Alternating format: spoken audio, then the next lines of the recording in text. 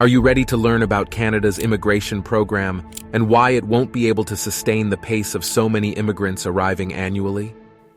In this video, we'll take a deep dive into Canada's population demographics, its ambitious immigration program, and the challenges it faces in providing affordable housing for newcomers. According to a government report published in 2016, Canada aims to reach a population of 100 million by the year 2100.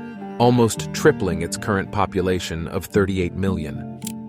The aging population and low fertility rate have prompted Canada to have one of the most ambitious immigration programs in the world, welcoming more than 437,000 new immigrants in 2022, the highest number in 1 year in Canada's history. But why does Canada want to attract so many immigrants? One reason is to populate the 3 northern provinces of the country, which occupy almost 40% of the territory, but are only inhabited by about 115,000 people. It is estimated that 22% of the unexploited hydrocarbon reserves are located in the Arctic, the northern border of the country. With the melting of the Arctic ice, opportunities are being created to establish new shipping routes and exploit resources such as oil and gas. Populating Canada's north to take advantage of the economic, tourism, and commercial potential of this region is one of the government's objectives in welcoming so many immigrants.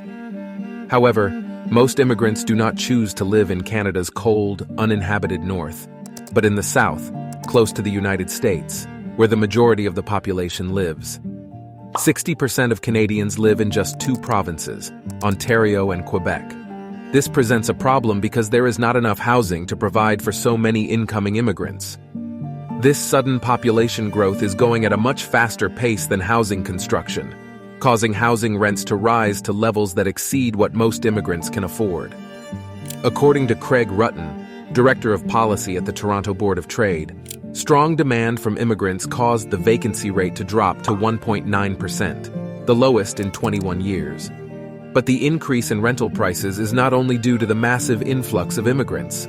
When the pandemic began, central banks around the world lowered their reference interest rates, meaning that borrowing money became very cheap, so people began to take on debt to buy homes. Even high-income families bought their second or third properties on the suburbs to escape the lockdowns. All this caused housing prices to skyrocket in most cities around the world. In Canada, specifically in 2022, buying a home has not been this difficult and expensive for over 40 years since the housing bubble of 1981. Due to high inflation rates, the Canadian Central Bank quickly raised its interest rates to 4.5%, the highest level in the last 15 years. Consequently, the cost of borrowing to buy a property has also increased, which continues to make home ownership unaffordable for many Canadians.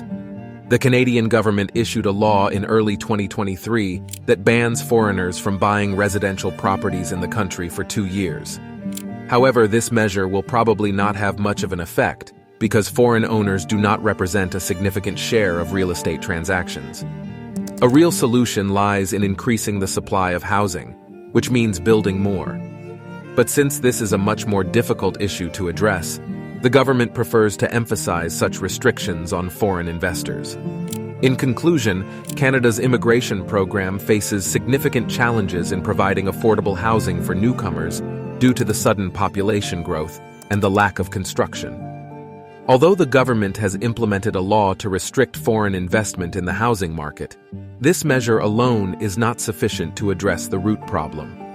It requires a more comprehensive solution that emphasizes increasing the supply of housing. So what do you think about Canada's immigration program? Do you agree that it faces significant challenges in providing affordable housing for newcomers? Let us know in the comments below. And if you enjoyed this video, make sure to give it a thumbs up and share it with your friends and family. Don't forget to subscribe to our channel for more informative and engaging content. Thank you for watching, and we'll see you in the next video.